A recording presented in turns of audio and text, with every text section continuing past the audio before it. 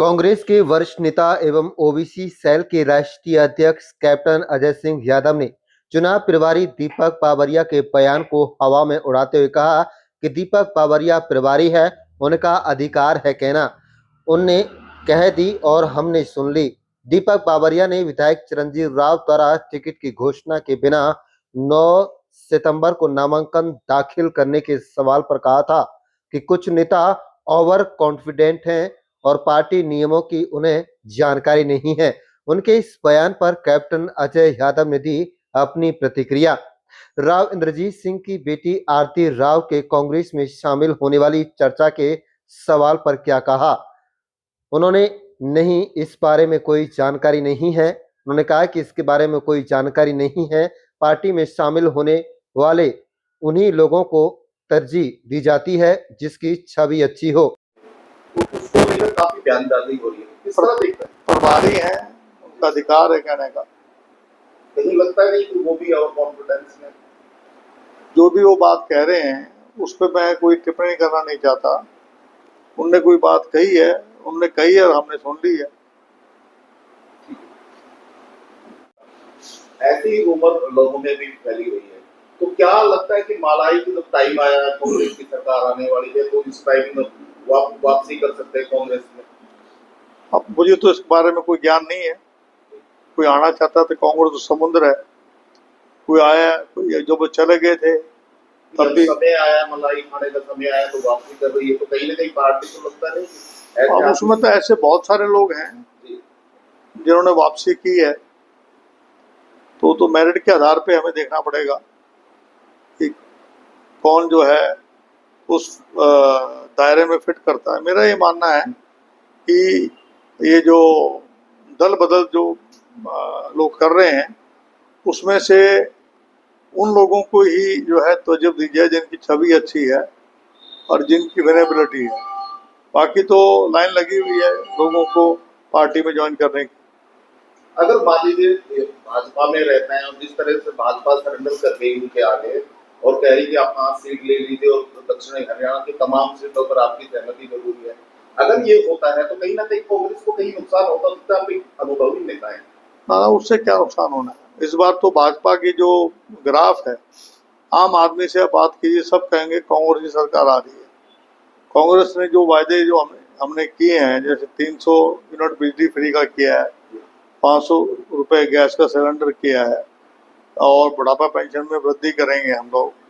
उसके अलावा जो है बहुत सारी योजनाएं हम युवाओं के लिए, महिलाओं के लिए जो हम लेके आ रहे हैं, और ख़ास तौर पे जो एमएसपी के ऊपर और जाति जनगणना की जो हम बात कर रहे हैं कि उसको हम लागू करेंगे और क्रीमी लेयर को कम से कम 10 लाख या 12 लाख करेंगे, तो उससे जो है 100 गज के प्लॉट देने की हमने बात करी है। जो हमारे एससी और ओबीसी के जो गरीब व्यक्ति है, उससे लोगों का आकर्षण कांग्रेस की तरफ बढ़ा है।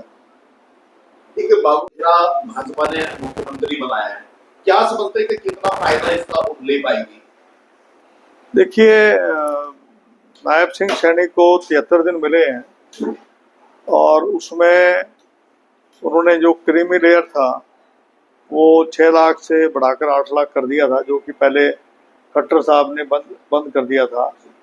उसको 8 से 6 कर दिया था और उसमें सैलरी और किसान की इनकम को जोड़ दिया था, जिसकी वजह से हमारे हजारों युवा नौकरी से वंचित हुए, स्कॉलरशिप से, नौकरियों से, मकानों से और अन्य चीज़ों से जो उनका हक बनता था वो उनको उनका हक नहीं मिला। और मैं समझता हूँ कि जो 9.5 साल का बैकलॉग है वो कौन भरेगा। और अब तो आचार संहिता लग गई है, अब तो उसको चाहे 8 करें चाहे वो कम करें, उससे कोई फायदा नहीं है। तो मानता है कि इसका तो ओबीसी जो चेहरा बनाया है उसका कोई फायदा भाजपा को मिल पाएगा? देखिए, चेहरा बदलने से बात नहीं बनती, नीति और नियत देखी जाती है। सरकार की जो नीति है वो ठीक नहीं है। सरकार जो है बेरोजगारी चरम सीमा पे है, महंगाई है, भ्रष्टाचार है।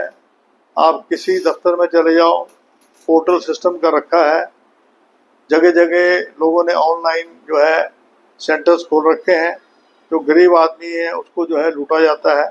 फैमिली आईडी, प्रॉपर्टी आईडी, कई किस्म की आईडी बना दी हैं।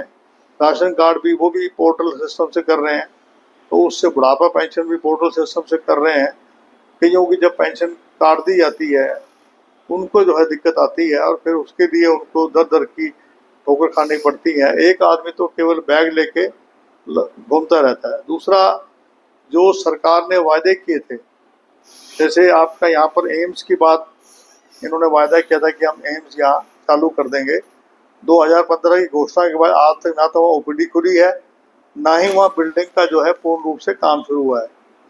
दूसरा जो है, जो लड़कों का कॉलेज है वो अधर में लटका हुआ है और केवल 2 कमरे में चल रहा है, जबकि लड़कियों का जो कॉलेज है जो सेक्टर 4 में खाली पड़ा हुआ है, बिल्डिंग जर्जर हो रही है, वहाँ पर ट्रांसफर कर सकते हैं।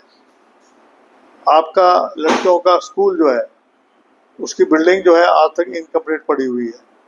बस स्टैंड उसको नहीं बना पाए हैं। आपके मेवात में रेलवे की लाइन नहीं ले जा पाए, वहाँ यूनिवर्सिटी नहीं बढ़ाई। गुड़गांव के जो बस स्टैंड है वो जर्जर हालत में है। यहाँ पर वहाँ पर भी म्युनिसिपल कमेटी में और यहाँ भी म्युनिसिपल कमेटी में कूड़े के ढेर लगे हुए हैं और भारी भ्रष्टाचार है म्युनिसिपल कमेटी के अंदर। यहाँ तक कि बरसात के दिनों में भी सड़कें कुछ बना दी और उनकी रोडियाँ बहेगी।